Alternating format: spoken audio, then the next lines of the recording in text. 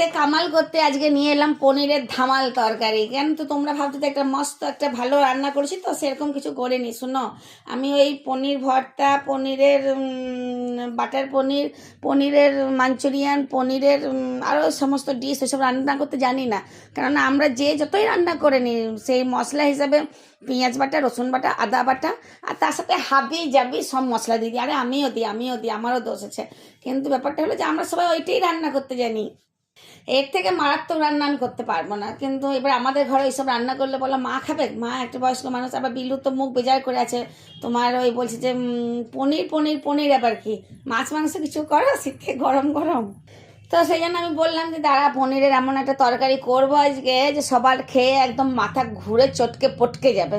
তো সেই জন্য আমি প্রথমেই খুললাম ফ্রিজ।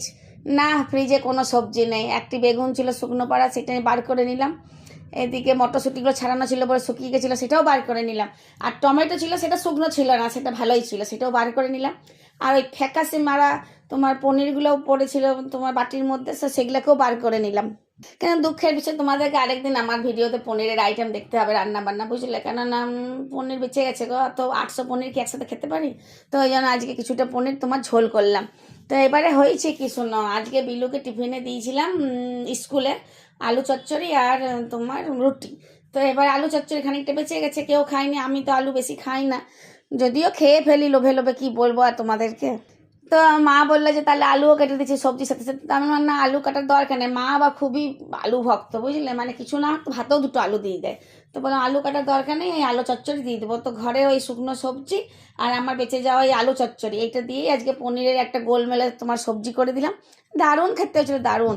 আর কালো জিরে কাঁচা লঙ্কা ফোড়ন দিয়ে জবের থেকে রান্না করতে শিখেছি, বিশ্বাস করো প্রত্যেকটা রান্নায় আমি প্রাণ ভরিয়ে দিচ্ছি, একদম প্রাণ ভরে সবাই খাচ্ছে, প্রাণ সঞ্চার করে দিচ্ছি। এত স্বাদ বেড়ে গেছে কালো জিরে আর কাঁচা লঙ্কার, আমি আগে জানতামই না, ফট করে একদিন দিলাম আর স্বাদ বেড়ে গেল গো। তো এই হলো আমার সামান্য রান্না। কিন্তু আমি তো ডাল করিনি, তাই মাকে বললাম যে মা, ডালের ভাগের যে মুসুরির ডাল আছে সেটা বা ভিজতে দিয়ে দাও, দিয়ে ওই মূলো একটু মটরশুঁটি এগুলো সব আধ বাটা করে বেটে নিয়ে আর মুসুরি ডালের সাথে মেখে নিয়ে আর তার সাথে তোমার পেঁয়াজ কাঁচা লঙ্কা সব কিছু দিয়ে হাবিজাবি করে একটা বড়া ভেজে দিয়েছিলাম। তো এই বড়া ভাজা আর এই পনিরের ধামাল যে রান্নাটা, সেটা দারুণ হয়েছিল খেতে। আর পনিরের তরকারিতে কিন্তু কিচ্ছু দিইনি, শুধুমাত্র একটু পেঁয়াজ বাটা আর একটু আদা বাটা টমেটো বাটা দিয়েছিলাম। বাকি যা দেখছো সেরকমই রান্না, কোনো মশলা ফসলা বাড়তি কিচ্ছু দিইনি। আর নোনতা টক টক করেছিলাম। গরম গরম ভাতে তো আমাদের এই সাদা ভাতে পনির যে কামাল দেখিয়ে দিল। তো তোমরাও যদি এরকম খেতে চাও তাহলে একদিন বেগুন দিয়ে এই পনিরের যে একটা ঝোল, তার সাথে পেঁয়াজের গন্ধ, এটা খেয়ে